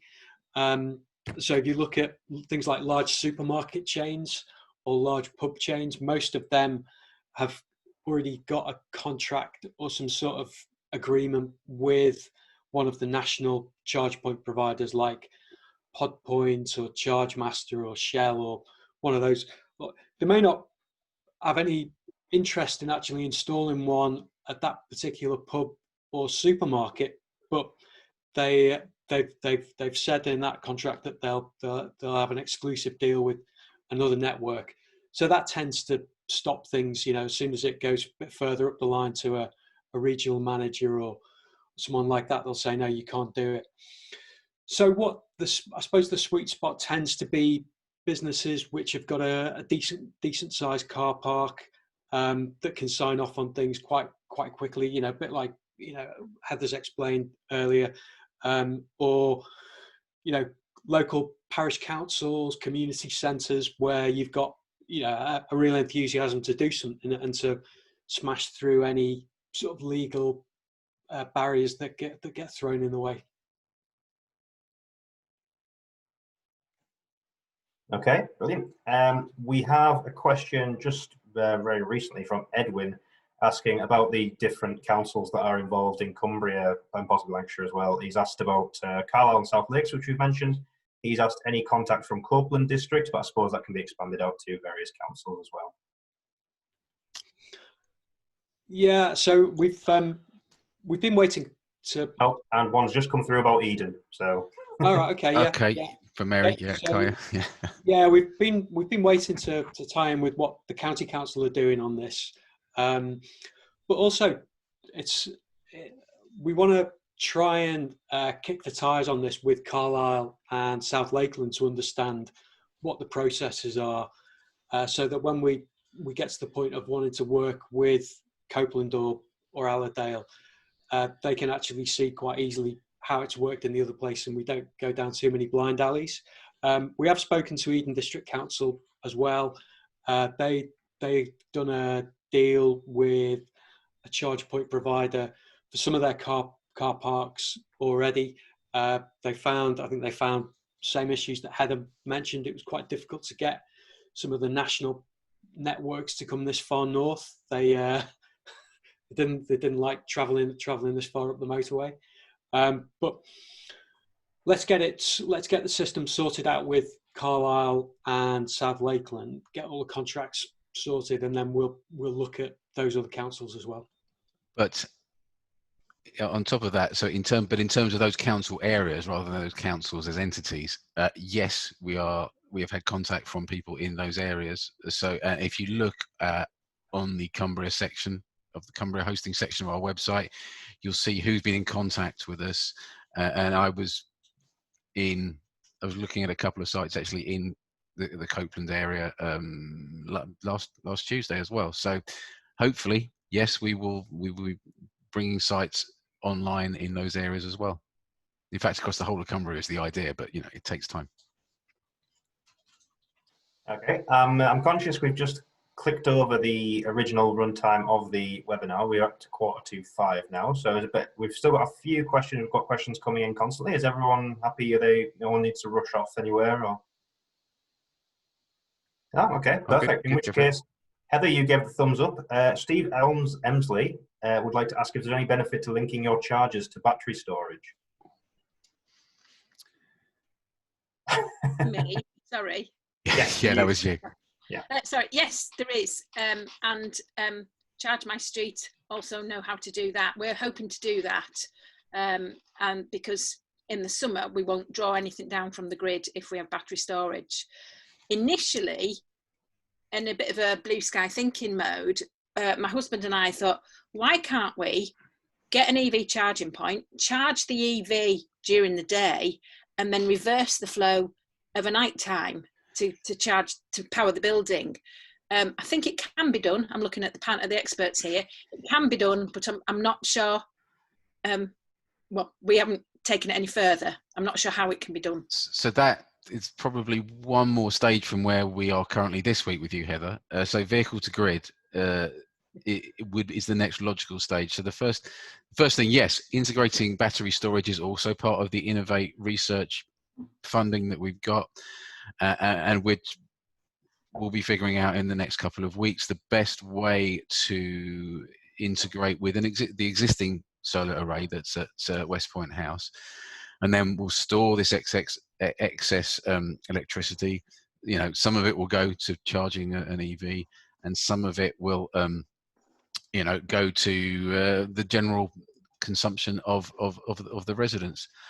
But in time, absolutely, the vehicle to grid option, because you can charge up either through solar or through very low nighttime tariffs. You can charge up the electric vehicle battery, and then you can feed back in either to the grid or just to the local residents. That's the next phase beyond where we are, and it is something also we are investigating as part of this project. Yeah, we have got a specific call out at the moment for community centres, village halls around Cumbria, which are resilience hubs. So if there's something like Storm Desmond that sweeps through, knocks out all the power, people need to go to the village. People gather together in the village hall. We're looking at how we can use this technology to power the village hall. So a local resident or someone would drive up in their Nissan Leaf, plug in, and then power that hall for a few hours for people to charge up their phone, boil the kettles, do all those sorts of things. It's still quite limited, the technology at the moment. It's quite expensive, so it's not sort of mass market.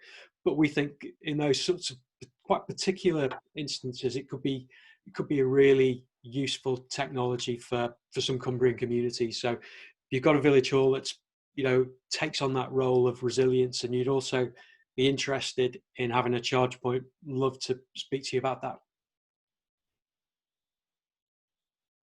Okay, sorry, I was just writing something down. I'm going to group a couple of questions now. Well, I would if I hadn't just lost them. There we go. Oh no, I've lost them again. That's right. Okay, so there's two questions. One about, it's disappeared now, but about planning permission, which someone might have answered, whether or not planning permission is required for the ChargePoint host. And another one from John Bassendine about whether or not Charge My Street comes up against limits in local grid capacity, even if a facility already has 3-phase supply. I'll take the planning permission. These are good, thank you. Kieran. Yeah. As with a lot of questions that have come up today, the answer is yes, sometimes. So, for example, any structure that you put in within 2 meters of a public highway requires planning permission. So clearly, some of the sites we're looking at fall into that category. Another one we're looking at happens to be on the line of Hadrian's Wall, which is a scheduled monument, World Heritage Site. So there's another piece of permission that you need. But on the other hand, for example, a council car park that might be, for argument's sake, outside a leisure centre on land that's owned by the council, more than 2 meters from the public highway and not on an ancient monument, a scheduled monument, then generally speaking, planning permission isn't required. If the structure's less than 2 meters high, as a rule of thumb, planning permission is not generally required. So, quick answer to the question is yes, sometimes. And as to the issues about the grid?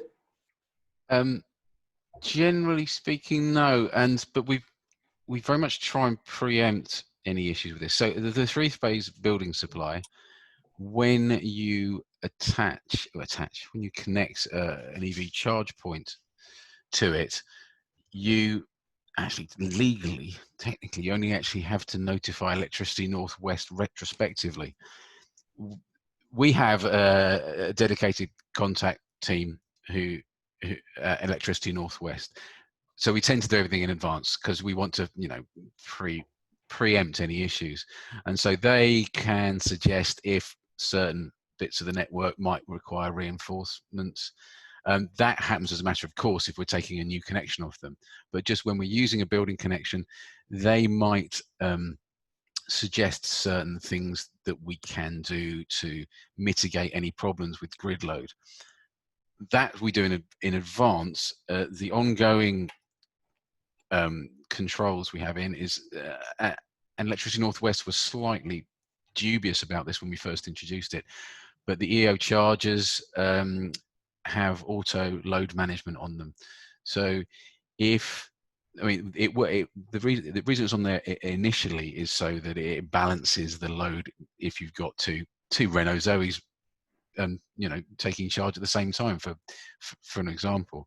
But also it also balances the load against the load draw on the building that you're connected to. And so if you're at an event where all the ovens were on and all the heating was on, depending on what was the type of heating, but certainly all electric ovens were on, then the load off the building would be pretty high, and that would result in throttling of the chargers. So our chargers always offer the highest rate of charge possible at the time, but with also load management, because you don't want to stress the grid, because other important things are connected to the node that we might be on. Then we would have already done that planning with Electricity Northwest beforehand. They know our charges are going in, they'll be aware of it, but from both ends there's management of the stress on the grid so that we don't end up in any problems. Okay. There's a few questions from Derek, who's asking about Innovate UK's funding, whether or not Innovate UK would fund a certain project in Gloucestershire, but we haven't got anyone from Innovate UK in today's chat, Derek, so we wouldn't be able to comment on. They have just released some more sustainability funding the last couple of days, which looking very much sort of post-COVID, how we can put stuff, how we can build back better, and looking particularly at different sorts of technologies which may be eligible. So just go to the Innovate UK website and it's in the list of funding calls there. And just, connected that with that, there's another question about workplace provision, which is another funding stream. We've already said that some of our you know, host sites could be in workplaces if they are close to, you know, terrace housing without off-street parking, because that would be the perfect match, wouldn't it, where you have the workforce able to charge during the day and then local residents allowed to use the site during the night. But if your workplace didn't qualify for that, Richard, then there are specific OLEV workplace grants to install chargers to, you know, allow your workforce. But the only problem with it is the OLEV workplace grant is that those chargers are only for your staff. So ours is one way, but if you can't or don't, you know, aren't able to give access to residents, then there is a way with OLEV that you can get funding to do that. So I hope that covers both those answers there. Okay. And Simon is asking at the very bottom there, 23 minutes past 5. How many, for those here who are thinking of getting an EV but have no driveway, can Charge My Street tell them the prices per kilowatt hour, as they know they do an ad hoc app price and a subscription price model? Yeah, so there's a couple of subscription packages. The first is £20 a month for people who are doing mainly, you know, local journeys, going around dropping kids off at school, picking up the shopping, you know, the odd long journey. The second is £30 a month, which is for the people who are doing more of a commute, maybe longer journeys involved in that. And then we will have a heavy duty package as well, as the demand for that emerges, but we don't have the demand for that at the moment. I think the in terms of the per kilowatt hour, it's 35p for people who just rock up and want to use it. That's done through the app, and basically we've I think we mentioned we've raised some money through community shares earlier this year to get the Charge My Street up and running.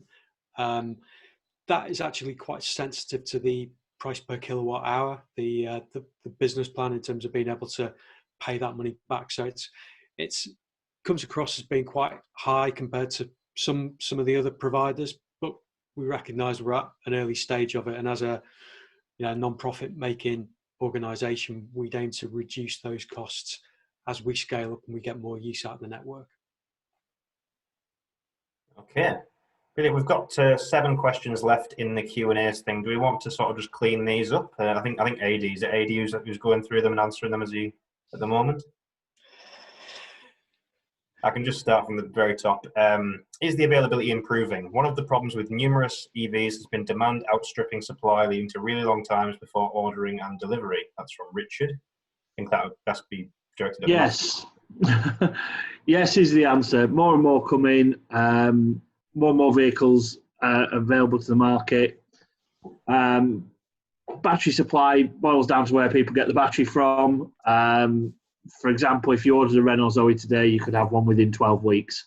Unfortunately, some manufacturers have their batteries shipped from the other side of the world.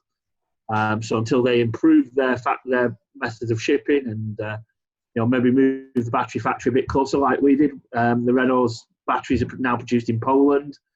We've tried to reduce the timescale for getting batteries delivered. Other manufacturers need to follow suit. Okay. John Bassendine is back asking if Charge My Street or EO provide information about availability through an open API.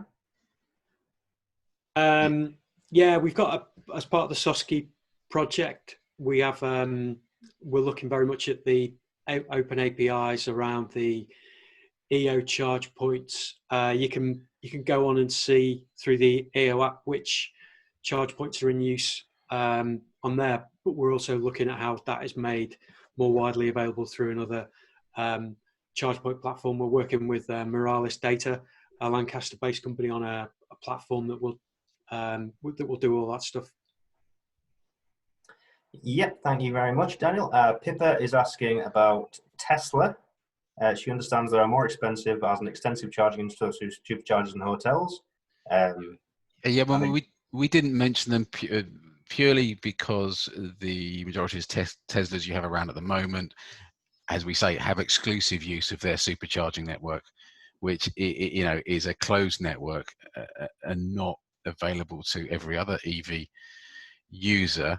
However, she did also reference the very fast selling Model 3 at the moment, and this sort of links back to the question I was asked earlier about why 22/7, and the Model 3 is the answer to one of those, because the Model 3 has a Type 2 port on it that can charge at 11, and because of its price point, the benefit in kind 0% that Mathew referred to earlier, where it was going to arrive on the market and the impacts it was going to make, we didn't want to preclude Model 3 owners. So I didn't mention it because, they have their own charging network to an extent, but why we went for 22 kilowatt is to allow a Model 3 to charge it at its full possible AC rate.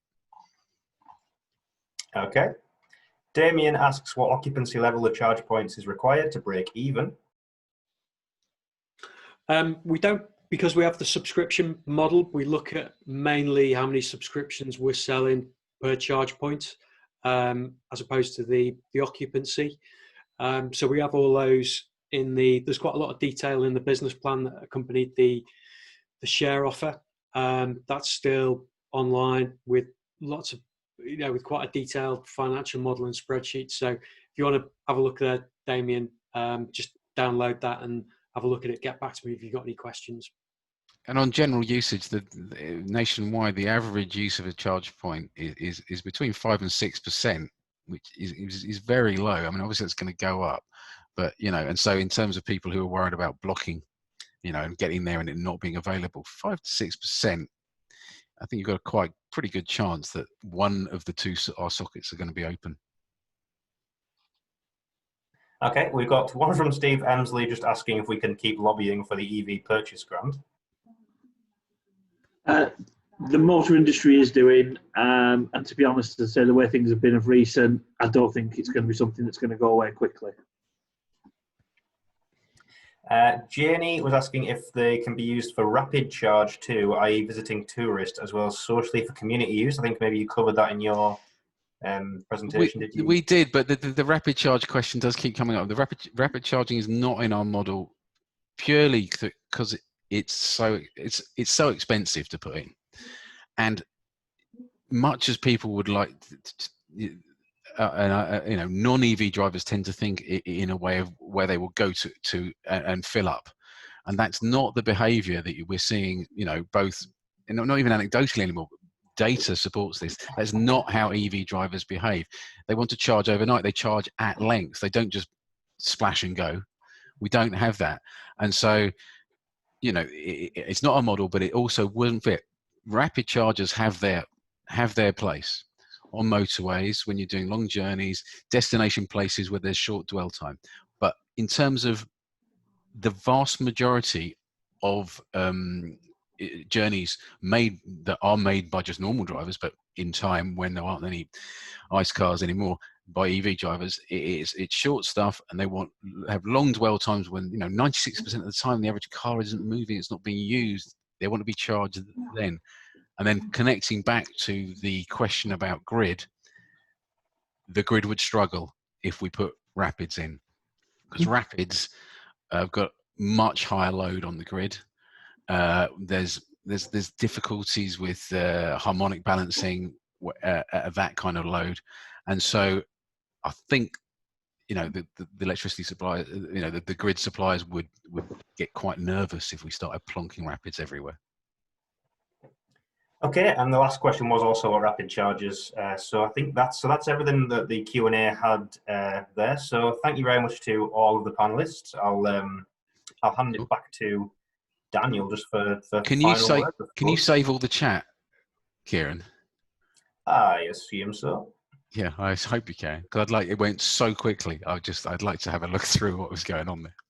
Yeah. Thanks very much to Kieran for doing a great job there with the questions, and thank you to all the people who've tuned in to watch and participate with us. We've seen loads of really insightful questions, some great comments in the chat section as well. So fantastic to fantastic that you've been so engaged during this.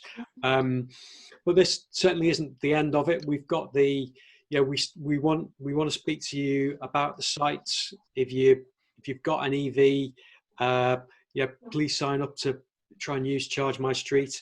If you've got an ambition to own an EV but you don't have a place to park it, if you don't have a driveway, then we really want to hear from you to try and help you on that journey. But yeah, thanks very much. We're going to have the video of this available and also the slides afterwards. So if you think of people who would have liked to have joined today but couldn't, we'll distribute those links around so people can watch it afterwards. And hopefully we'll see you all again on one of these future webinars. We've got more coming up, and CAFs will be promoting those over the next few months. Okay, thanks very much. Brilliant. Thanks, everyone. Take care, everyone. See you soon. Thank you. Thanks now. Thanks. Bye-bye.